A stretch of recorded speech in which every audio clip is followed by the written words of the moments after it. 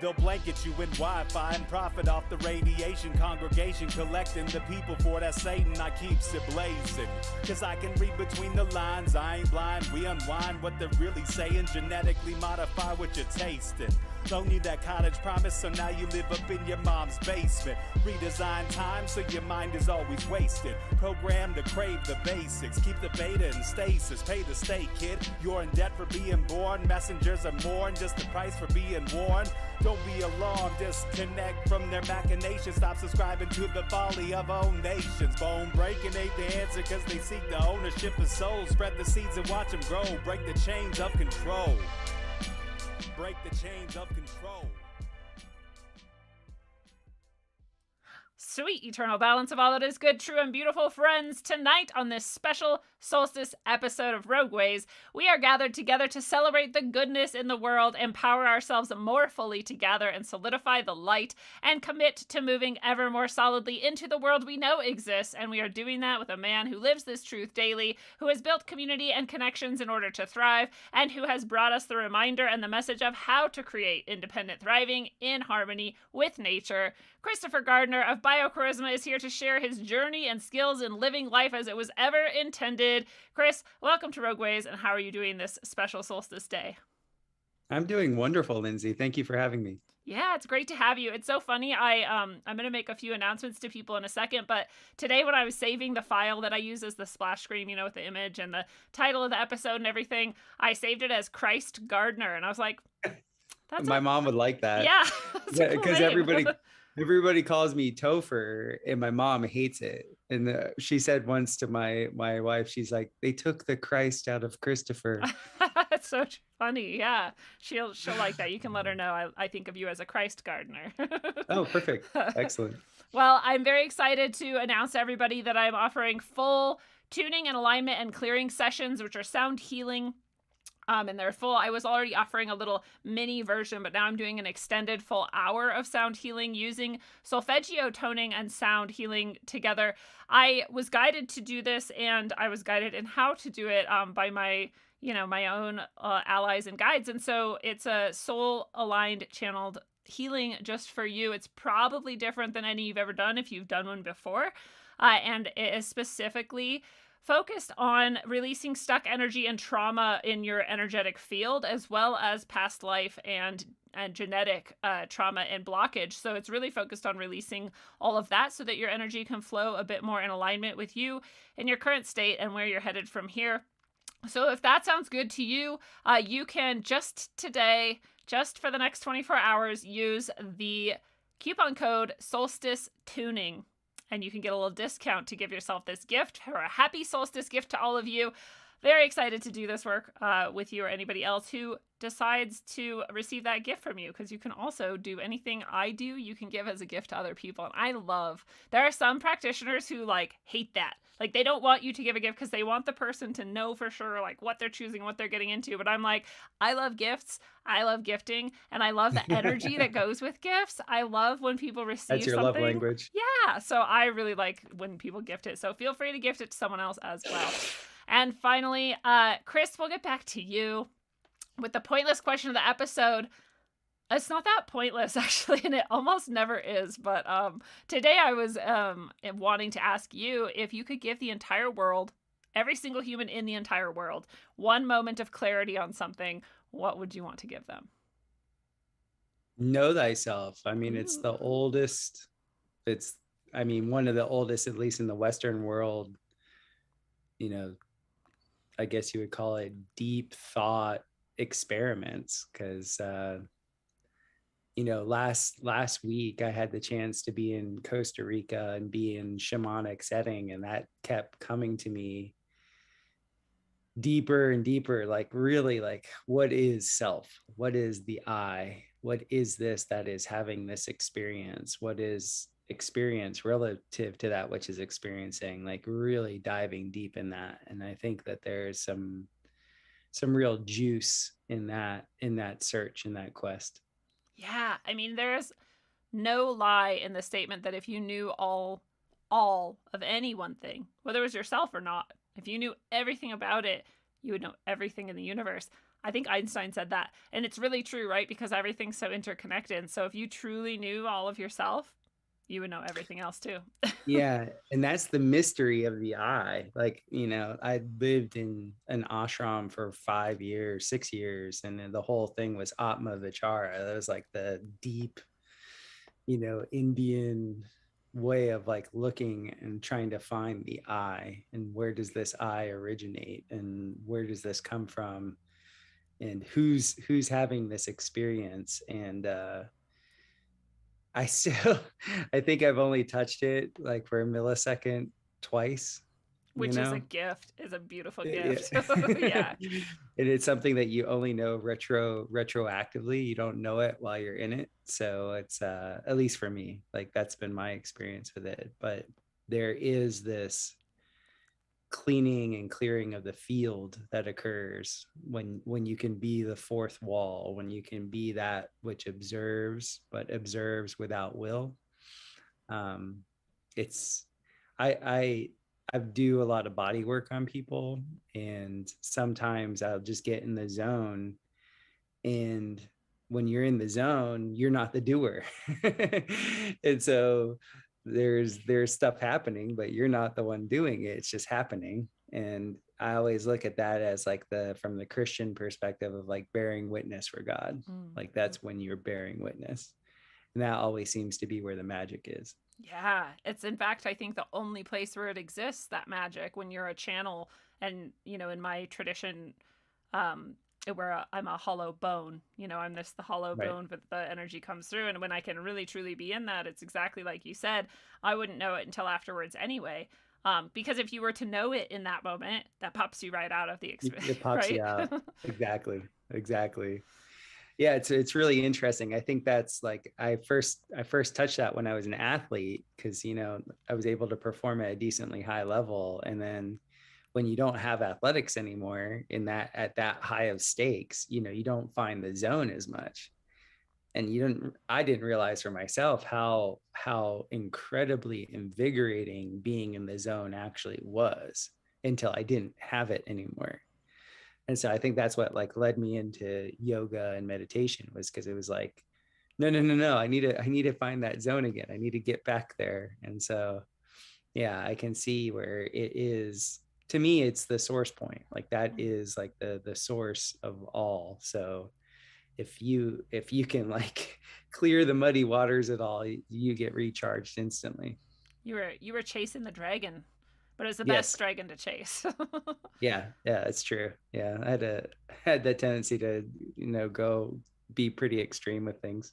Yeah, it's interesting point that, sports often brings this out. And in fact, I think that's the first time I heard of like flow state was in relation to, really advanced athletes and people who apply themselves to this a lot every day. And so they can end up getting sort of lost in it, right? If you know something so well, you're so accustomed to it, and you're so astute with that, then you can release everything and just be in it. Your body's sort of doing without you, and then you're able to achieve this. And I think that's one of the many ways, right? I like this idea that there are so many yogas, there's so many ways, and there's so many disciplines, because all of them can lead to that.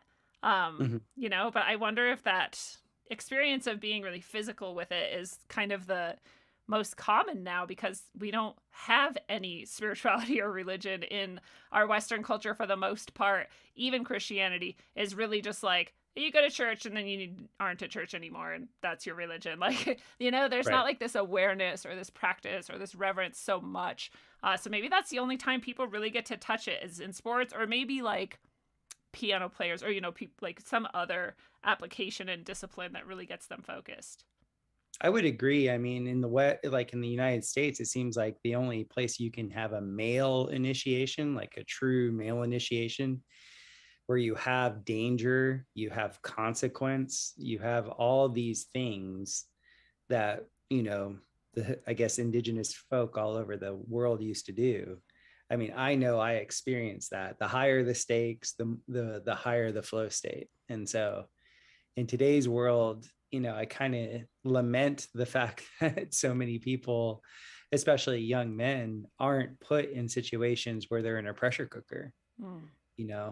Like that pressure cooker really will forge well, at least I'll speak for myself, it forged me in a way that allowed me to, be able to focus in any situation, which I think is very important. Yeah, it's a really good point. And I lament the lack of rites of passages for all of our youth. We've got these fake stupid ones, and then we take them away from some kids. Even that, we're like, yeah, you graduated, you got your diploma, but because you like messed up this one day, we're not going to let you walk in the ceremony. I'm like, this is literally the only thing they have. Like, we've Right. taken away everything else. They have nothing meaningful that helps them demarcate between when they were a kid and then they're now an adult, or they're now a true person or a full being or whatever. We don't have You taught that. middle school, didn't you? Like that was your age group? Middle school and high school. I actually spent more time teaching high school by that when all was said and done than I ever did middle school. But yeah, neither has anything meaningful of any kind of rites of passage, and you can see the harm in it when we have all of these adults walking around who are not actually adults and who don't know who they are or where they belong, right? And so it's nice that we do have some of that in sports, and I wish we could create more of it. But really, when you were talking about the pressure cooker aspect, it made me think, and maybe you've seen this too, that so many people who are awake and aware, like many of us seem to be here in Rogue Ways and yourself, that there was always some kind of trauma, right? And often in early childhood, there was some sort of trauma. And maybe that's the equivalent of that pressure cooker you're describing, right? It kind of forces you to like get with it. Yeah. All the anger and rage that I had from my early life trauma, was funneled into hitting something 150 times a day as hard as I could. So yeah, this is where trauma can be beneficial. Yeah, it's interesting to think of it that way. Well, speaking of, hitting things and being angry as a child, what was your childhood like?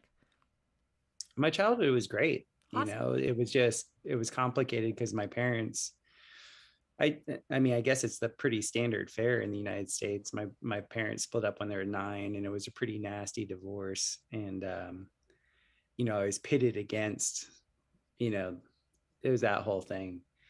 So for me, I'm an empath, and I always was an empath. And so that taking on that energetic body of, one of my parents and becoming the parent when they became the kid, it took a while to work out. it wasn't a, when it's happening, especially like this was happening in the late 80s and early 90s, there wasn't like a lot of consciousness around it, So I was just very fortunate that I did have a lot of love, like no matter what let's say the psychological shortcomings of the adults were, there was love. So the love trumps all. Yeah. So yeah, it all worked out. That's excellent. And were you always involved in or interested in, growth and nature and working with nature, or did that just come later? No, I was a complete city kid. But I was a city kid in Fort Lauderdale, Florida. So nature was close, but it wasn't like real nature. We would go like fishing out on boats, like, go trolling, and like, it wasn't like the forest that was planted that I'd play in was like planted by, contractors to dry up the Everglades. Like, so I had interface with nature, but looking back at it, it was all engineered nature. All the canals were dead straight, but we were always outside. My friends and I were always on bikes. We were always climbing trees. I climbed huge banyan trees, and I would go, skimboarding on golf courses and all this type of stuff. But I didn't get into nature until I decided to move to Costa Rica. And I just spent a couple of years in India, and I was disgusted. I'm pretty sensitive to air pollution, and where I was in India was like, there was a lot of smelting of iron. And for 2 years, like I just had this sulfur smell in my nose. And there was, open sewage lines, like all of it. It was like a very, for that area of India, it was actually a decent spot to be in, but I didn't do well with the air pollution. And so I was in a cave with my best friend in India, and I got this hit. And I don't know if it was a hallucination or it was a guide, but I heard this woman say, "Sell everything you have in the States." She said, "Sell everything and leave the States." And I was like, It's pretty okay. clear directions. It was direct. And I said that to my best friend who we owned a house together, and he's like, "I heard it too." Wow. So we're like, we put a plan together. Where should we move? And we had both been to Costa Rica, and it was a hop, skip, and a jump from South Florida. And within like a year and 10 months, we had a place in Costa Rica. So and then on my move to Costa Rica, I was looking for a contractor to help me build my place down there. And after talking to him a couple of times, he said, "Hold on one second." And this is a really gruff guy. Like if anybody knows this guy, everybody knows he's like this really like a grumpy old man. And he comes back to me with this book called Living Energies. And he goes, I went, his brother was like a world famous masseuse. He did this very special type of massage, and his brother psychic was talking to him and said, "You're going to meet a kid from the East Coast, and you need to give this book to him." And so he thought that was me. And so he gave me the book, Living Energies. And like, I devoured that book. That book is written by Callum Coates, and it's all about the life of Victor Schauberger and his life work. Okay. And I literally was sitting at the at the Whole Foods in Boca Raton, Florida, like the most engineered, manicured place in the world that you can imagine, you know, with the Lear jets flying overhead. And I was just engrossed completely into Victor Schauberger. Wow. To the point where I felt like sometimes his consciousness would come into me. And that's when my real need to go into biodynamics, go into everything that Rudolf Steiner was teaching. I had this weird connection with the Austrians. Yeah. Like I had to like immerse myself in that. So I ended up moving to a fully organic biodynamic farm when we moved to Costa Rica, and learned. I just kind of apprenticed for 3 years. And we helped start a bigger farm that was in an adjacent valley. And I lost a lot of money in a real estate deal going down there. So I really didn't have a job. I didn't have anything to do. I would do massage here and there. But for the most part, I was out digging ditches and planting trees. And in Costa Rica, we call them desagües. They're waterways to route water. And I had pretty much like a 3-year PDC, you know, that I got to really get immersed in. And at that time, there were no cell phones there. There was no TV. You had to go to town. You had an hour ride to go to town to get on the internet. And I only did that once a week. And so it was perfect. I left the United States right when, you know, smartphones were hitting. And I didn't have a smartphone until 2014. You know, I didn't get any social media till 2014 or late 2013 going into 2014. And it was cool. I had like this 7-year respite, you know, this break in time where I just got to like get bit by a lot of bugs, take on a lot of parasites, learn what works and what doesn't work in the tropics, and you know, get humiliated a bunch, but it worked out well. Talk about ego death, right? Oh man. my first week there, my partner and I, we both got bit by sandflies, and we contracted papillomoya. That's leishmaniasis. It's the flesh-eating parasite. That sounds bad. Ooh, yeah. And for me, I got bit in my back right behind my lungs, and it actually got into my lungs. Oh, wow. Yeah. So I became a little expert there for a while on how to eliminate all different types of parasites. Like I got into like all the Jim Humble stuff, and was dealing with electrolyzers and turpentine, all of it.